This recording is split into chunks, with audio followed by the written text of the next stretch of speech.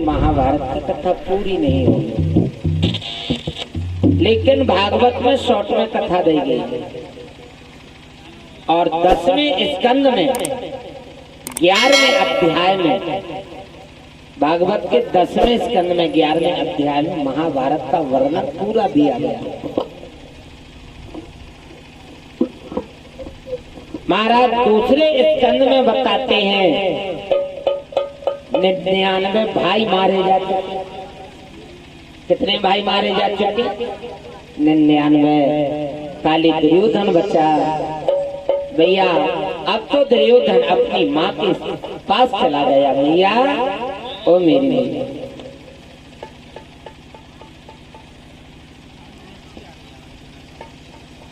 दुर्योधन होकर के कहने लगा, माँ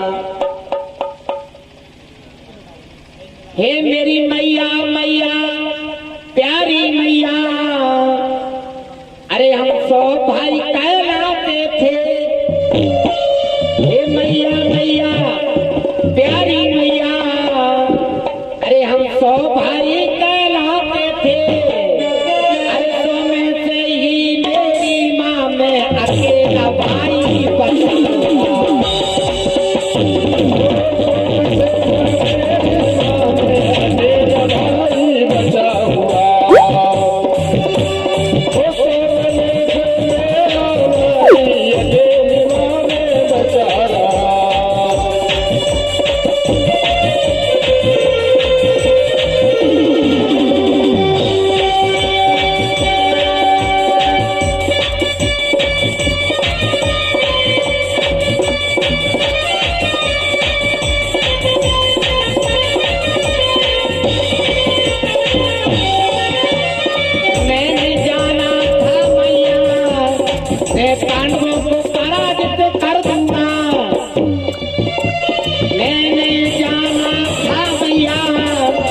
पांडवों को पराजित कर दूंगा, लेकिन बांसुरी वाला द्वारकाधीश के आगे हम सब मार गए।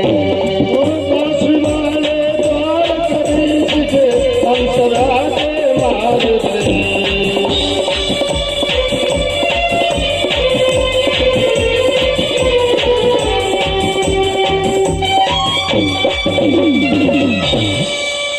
हे मैया, हम 100 भाइयों ने विचार किया था कि पांडवों को चिंटी की तरह मैं मसक दूं, 5 को मार दूंगा, लेकिन मैया हम कोई नहीं बचे। अरे जिनकी पक्ष में द्वारकाधीश श्री कृष्ण है, उसने अपनी ही बुद्धि के अनुसार अपने ही सानिध्य में हमारे 99 भाइयों को मरोड़ दिया, नहीं बचा हुआ। गंधार ने कहा, बेटा अब तुम एक काम करो, यमुना जी में निर्वस्त्र होकर के स्नान करो और स्नान करके हमारे सामने खड़े हो जाओ। बेटा जैसे कि मैं आंखों से पट्टी खोलूंगी और जैसे कि मेरी दृष्टि तेरे ऊपर पड़ेगी तो सारा लोहा का हो जाएगा, फिर तुझे संसार में कोई मार नहीं पाएगा। जाओ बेटा। आज गंधार के कैसे दुर्योधन महाराज यमुना जी में स्नान करता है और स्नान करके रास्ता में जा रहा है। रास्ता में चलते चलते द्वारकाधीश ने विचार किया, भगवान श्री कृष्ण ने, यदि ये दुर्योधन लोहे का हो जाएगा तो फिर इसको संसार में कोई नहीं मार सकता। अरे मारो तो छोड़ो, यदि ब्रह्मास्त्र भी चलाया जाए तो ब्रह्मास्त्र से भी नहीं मर सकता। क्यों? गंधारनी बड़ी तप धारनी है, सती है और बहुत पतिव्रता है, कोई फिर मारने वाला नहीं है। भगवान द्वारकाधीश आए, सामने खड़े हो गए, कहने लगे, अरे दुर्योधन। बोले क्यों? छी छी छी, तू बहुत गंदा लग रहा है। माँ के सामने जब छोटे से बच्चे होते हैं ना, तब मैया को छोटा बच्चा निर्वस्त्र अच्छा लगता है। अब तुम बड़े हो गए हो, यदि माँ के सामने तुम निर्वस्त्र जाओगे ना तो क्या तुमको लज्जा नहीं आई? बड़े हो गए हो, माँ के सामने बड़े कभी निर्वस्त्र नहीं होना चाहिए। क्या करें? बोले कि कपड़ा तो है नहीं है, पास में केले का पेड़ खड़ा है, केले का पत्ता लगा है, केले के पत्ते की लंगोटी बना करके पहन लो। दुर्योधन ने केले का पत्ता लगाया और अपनी माँ के पास गया, कहने लगे माँ मैं तुम्हारे सामने खड़ा। जैसे कि गंधारी ने अपने आंखों से पट्टी खोली और पट्टी खोलती जैसे कि दृष्टि दुर्योधन की ओर पड़ी।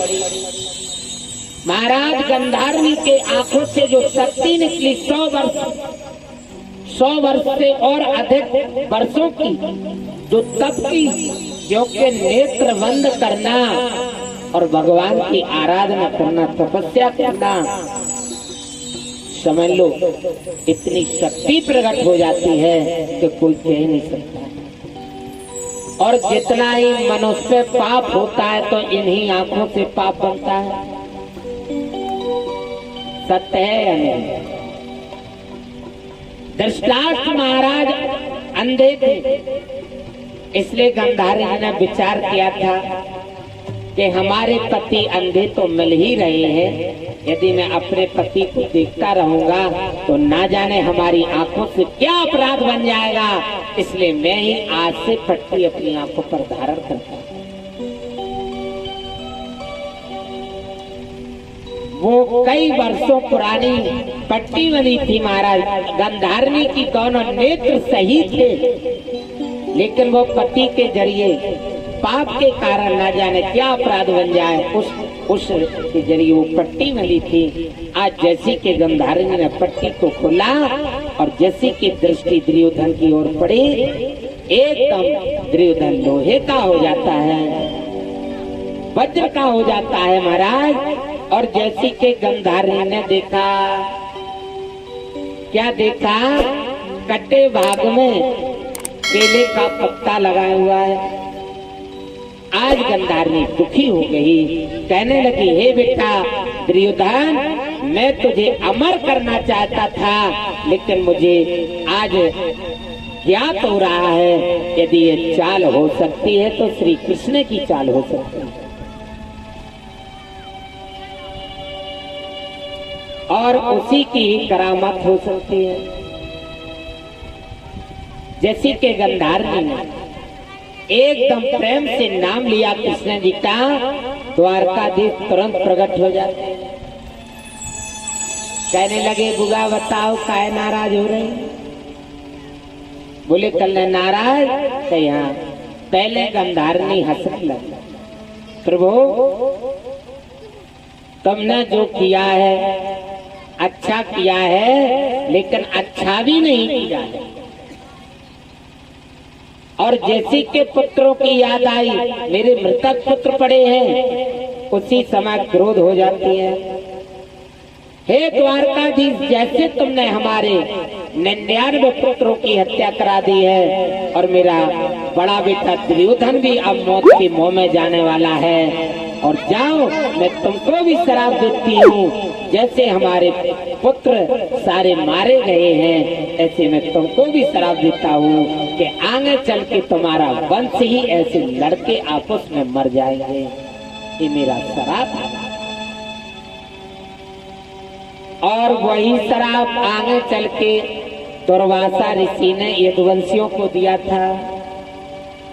ग्वाला लोहे का मुंह सल्पेट से बांध के गए के कराए थी। एक गंधारी ने शराब दे दिया।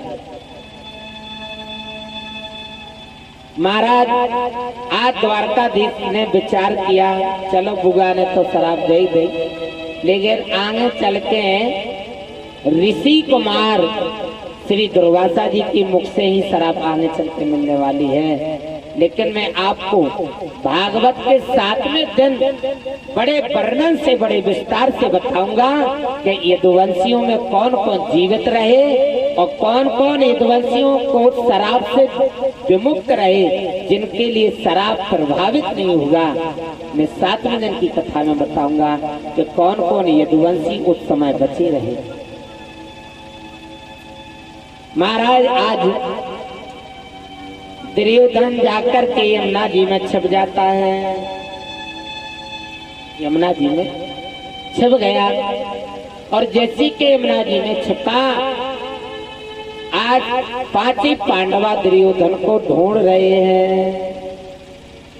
भीष्म पिता बाणों की सैया पर लेते हैं, द्रोणाचार्य कर्ण विकर्ण सब मारे गए हैं। कहां तक कहे महाराज शल्य भी मारे गए। शल्य में बहुत ज्यादा शक्ति थी।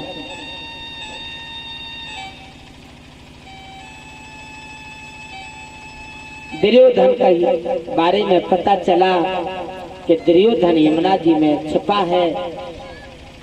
उसी समय द्वारकाधीश जाकर के श्री कृष्ण अर्जुन से कहते हैं, अर्जुन यमुना के अंदर से दुर्योधन को बाहर निकालिए। बाहर निकाला और कहने लगे हमसे युद्ध करो।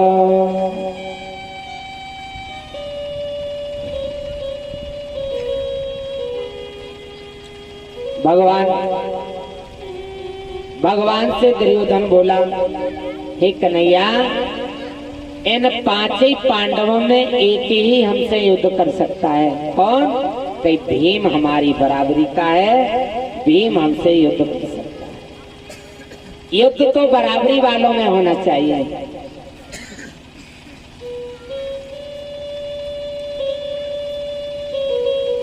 दोनों में युद्ध होने लगा। ऐसा युद्ध होता है महाराज, बहुत भयानक युद्ध होता है। जब दुर्योधन और भीम दोनों युद्ध कर रहे हैं, उस समय पृथ्वी हल जाती है। अपने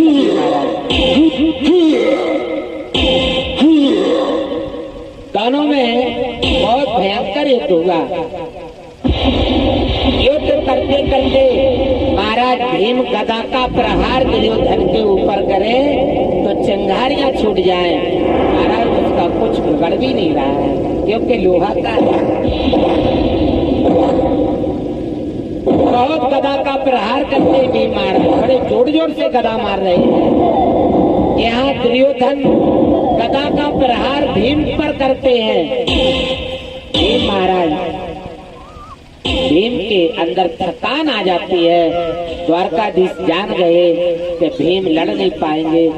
द्वारकाधीश श्री कृष्ण ने इशारा किया, अर्जुन भीम को इशारा किया, भीम भैया, मल्ली भैया, गदा का प्रहार यहाँ नहीं। भीम ने देख लिया, इशारा किया, कहाँ? बोले, कहने लगे गदा का प्रहार यहाँ नहीं, गदा का प्रहार यहाँ करिए। इशारे के माध्यम से कन्हैया ने कहा, और जैसे के भीम ने एकदम से जमा करके गदा का प्रहार जंघा पर किया, महाराज जैसे के जंघा पर किया तो आज दुर्योधन महाराज खून से लोहा लोहो मूर्छित पड़ जाता है, जमीन पर गिर जाता है।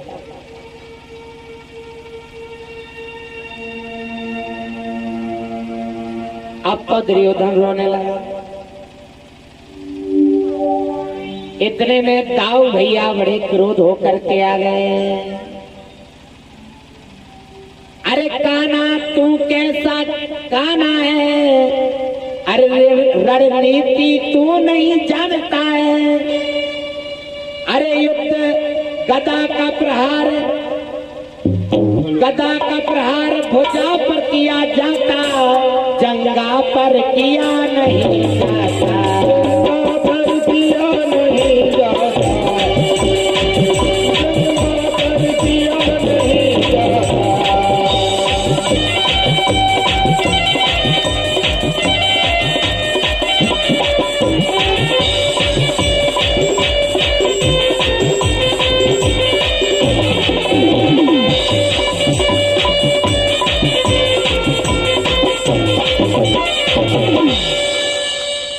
कन्हैया कहने लगे, दाऊ भैया तुमको पता नहीं है ना? नहीं, अरे हमारे दोनों शिष्य एक जैसे थे। मेरा शिष्य भीम भी है और मेरा शिष्य दुर्योधन भी, दोनों हमारे शिष्य। अरे गदा का प्रहार कहाँ करना चाहिए, गदा का प्रहार कहाँ तूने करवाया? ये भीम ने गलत किया। कहाँ ये युद्ध के अनुकूल है। आज इतने क्रोध हो जाते हैं महाराज दाऊ भैया कि ऐसे लगता है कि पृथ्वी उलटने वाली हो। कन्हैया जान गए यदि दाऊ सीमा से ज्यादा क्रोध हो जाएंगे तो पृथ्वी पलट सकती है। इसलिए हाथ जोड़ के कहने लगे, अरे दाऊ भैया तुम शांत हो जाओ, शांत हो जाओ। दाऊ बोले मैं कैसे शांत हो जाऊं? ये तुमने युद्ध नीति के बस युद्ध नहीं करवाया, अनीति के माध्यम से युद्ध होगा। दाऊ तुमको पता नहीं है? नहीं। अरे दाऊ तुमको तो पता ही होना चाहिए। माँ इन्होंने प्रहार किया, पीठ पर गदा मारना चाहते थे दाऊ भैया। भीम भैया पीठ पर गदा का प्रहार करना चाह रहे थे, लेकिन क्या करें, भीम भैया का कसूर तो नहीं है। ये दुर्योधन ने एकदम से बमच्छा लगाया तो पीठ की जगह वो जंघा पर गदा लग गया। ये उचट्टा मारा तो उचट्टा के कारण वो गदा यहाँ की जगह यहाँ गल गया। दाऊ भैया कहने लगे, हे कन्हैया तेरी ही तेरी चाल है, तेरी ही तेरी बात है, तेरी ही तेरी चाल है, तेरी ही तेरी बात है। अरे तेरी ही तेरी नजर है, तेरी ही तेरी बात है। तू बड़ा नटखट है ना, बातें बनाने में तो इतना फर्स्ट है। अब कन्हैया जान गए, बस दाऊ भैया ठंडे फिर वो शांत हो गए। और कन्हैया ऐसी बात करते हैं मुख से, वो कितना भी बड़ा क्रोधी हो, कन्हैया की थोड़ी वाणी की बात सुन करके उस क्रोधी का भी क्रोध शांत हो जाता है। दाऊ का क्रोध शांत हो जाता। पांडव कन्हैया के साथ द्वारका चले गए। कन्हैया ने कहा चलो द्वारका चले गए। अश्वत्थामा उसी समय दुर्योधन के पास आ गया। अभी मृत्यु नहीं हुई, पड़ा है, अचेत अवस्था में पड़ा है। अश्वत्थामा आया, जगाया, अरे जागो मेरे मित्र, ये देखो क्या तुम्हारी दशा हुई, किसने तुम्हारी दशा करी? महाराज दुर्योधन ने आंखें खोल के देखा, अश्वत्थामा सामने है। आज दुर्योधन ने रोकर के कहा, भैया हे अश्वत्थामा, ये हमारी दशा भीम ने करी है। भीम ने करी? हाँ भीम ने करी। अश्वत्थामा ने कहा, हे भैया यदि आप कह दो ना, हे दुर्योधन मित्र, तो मैं उन पांचों का सिर अभी हाल काट के लाता हूँ। उन पांचों का शीश अब हाल काट के लाता हूँ। दुर्योधन बोल पड़ा, हे अश्वत्थामा, हमको विश्वास नहीं लगता है कि तुम पांचों को मार सकते हो। क्यों? पांचों की पार्टी में द्वारकाधीश श्री कृष्ण है, तुम उनका बाल ना वाका कर सकते हो। जाते हो कृपा राम की, जाते हो कृपा राम की, उनको कौन सताएगा? पर्वत को करे लाई लाई कौन मनाएगा? राम की कौन सताएगा? पर्वत को करे लाई लाई कौन मनाएगा?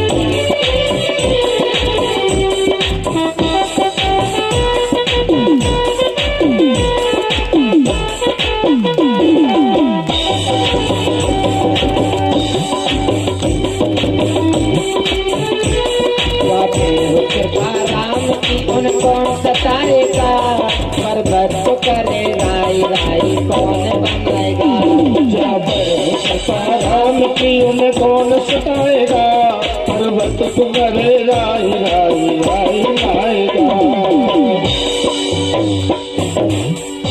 जाते हो कृपा राम की उन्हें कौन सताएगा, पर्वत को करे राई राई कौन मनाएगा। जिनके साथ में भगवान द्वारकाधीश यदि हो तो उनका कोई बाल वाका कर सकता है। जाको राखे साइया ताको मार सके ना कोई, अरे बाल न बाका कर सके तो जग देरी हो। बाल न बाका कर सके जो जग बैरी हो। मुझे विश्वास है, मैं आज जान गया हूं कि कर्ण जैसे, पितामह जैसे, गुरु द्रोणाचार्य जैसे धराशायी हो गए हो तो अश्वत्थामा भगवान के बिना पत्ता नहीं हिल सकता।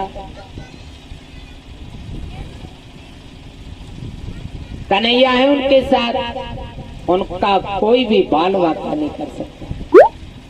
अश्वत्थामा ने कहा आप चिंता नहीं करो, तुम हमारे ऊपर विश्वास रखो, मैं 5 ही पांडवों का सिर काट के लाता हूं। अश्वत्थामा आवेश में होकर के चला गया। जिस समय द्रौपदी का चीर खिंच रहा था महाराज, उस समय भीम ने प्रतिज्ञा करी थी, भैया प्रतिज्ञा करता हूं मैं तुझे ना जिंदा छोड़ूंगा, अरे बदला लियो मैं इसी दिन का, मैं तेरी जंगा तोड़ूंगा। कसम है माँ के दूत की संभ शासनवीर, कौन पिऊंगा मैं तेरा काउदन छाती छेड़। दुशासन ने द्रौपदी की साड़ी खींची थी ना, उस समय प्रतिज्ञा करी थी भीम ने कि हे दुशासन, रणभूमि में तेरी छाती चीर करके तेरा लघु पीऊंगा। और दुर्योधन से कहा था, हे दुर्योधन मैं तेरी जंगा इस गदा से तोड़ूंगा, ये मेरी प्रतिज्ञा। आज वही भीम महाराज की प्रतिज्ञा तो पूरी हो गई, द्वारका चले गए महाराज जी। यहाँ अश्वत्थामा आवेश में होकर के 5 ही पांडव की जगह 5 ही पांडव पुत्रों का सिर काट के लाता है। महाराज जी सिर काट के लाता है, टोकनी में भर कर के, एक टोकनी में भर कर के 5 ही सिर दुर्योधन के सामने रख दिया। दुर्योधन महाराज अचेत अवस्था में पड़ा है, आंखों से कुछ भी नहीं दिख रहा है, दोनों आंखों की रोशनी भी चली गई है। अश्वत्थामा कह रहा है, देखो दुर्योधन, मैं 5 पांडव का मस्तक काट के लाया हूं। दुर्योधन फिर भी विश्वास नहीं कर सकता है। दुर्योधन ने कहा, हे अश्वत्थामा, मुझे विश्वास नहीं हो रहा कि तुम उनकी सिर ला सकते हो। अरे उन 5 के मस्तक, आज भी मुझको विश्वास नहीं हो रहा कि 5 के मस्तक है ही नहीं। कहने लगे, विश्वास करो, मैं 5 पांडवों के मस्तक काट के लाया हूं, सिर काट के लाया हूं। कहने लगे, यदि 5 का सिर है तो सबसे पहले भीम भैया का सिर हमारे हाथ में दे दो,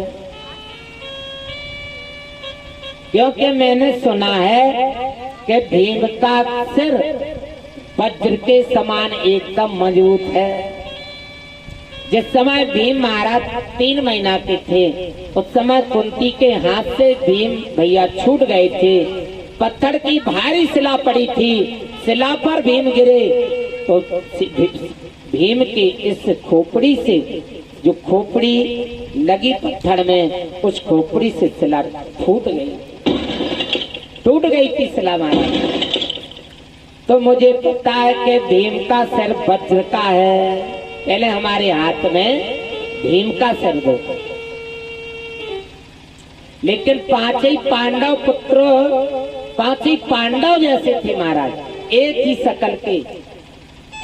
अर्जुन का पुत्र अर्जुन जैसी शकल का, भीम का पुत्र भीम जैसी शकल का, पांचों के पुत्र पांचों पांडव जैसे शकल के थे।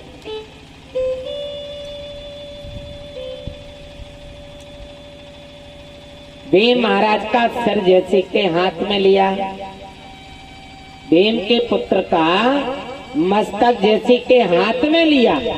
महाराज एकदम भी लड्डू की तरह फूट जाता है, बिसक गया महाराज। जैसे कि सिर पकड़ा और पकड़ते ही वो सिर फूट गया।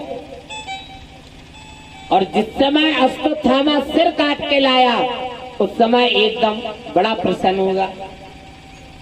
और जब प्रसन्न हुआ और जैसे कि भीम के पुत्र का सिर हाथ में लिया, सिर हाथ में लेते ही फूट गया, उस समय महाराज दुर्योधन बड़ा दुखी हुआ।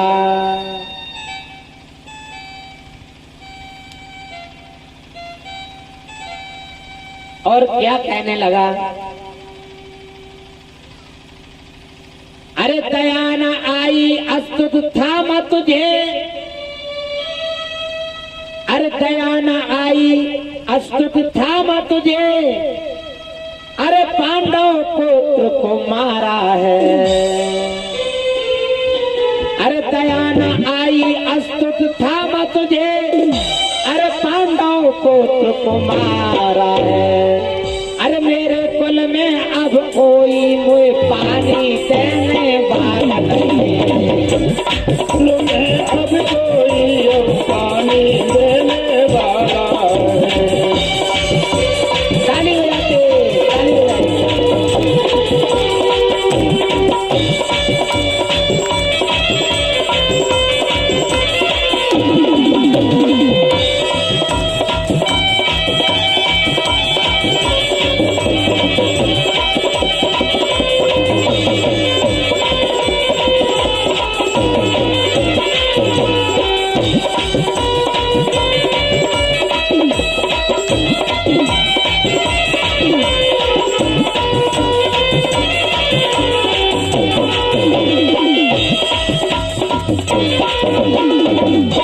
अश्वत्थामा तुझको दया नहीं आई। अरे मेरी दुश्मनी तो पांच ही पांडवों से थी, पांडव पुत्रों से नहीं। क्यों? जैसे पुत्र वो पांडवों के और वैसे ही मेरे पुत्र। अरे दुश्मनी तो मेरी पांचों पांडवों से थी, पुत्रों से नहीं। हे दुष्ट पापी, अब तूने मुझे पानी देने वाला भी हमारे पुरखों के लिए नहीं बचने दिया। अब कौन आगे चल के पानी देगा? उद्धार हम सबका कैसे होगा? और जैसे कि एकदम हर्ष और शोक हुआ, महाराज दुर्योधन खत्म हो गया, परम धाम चला गया।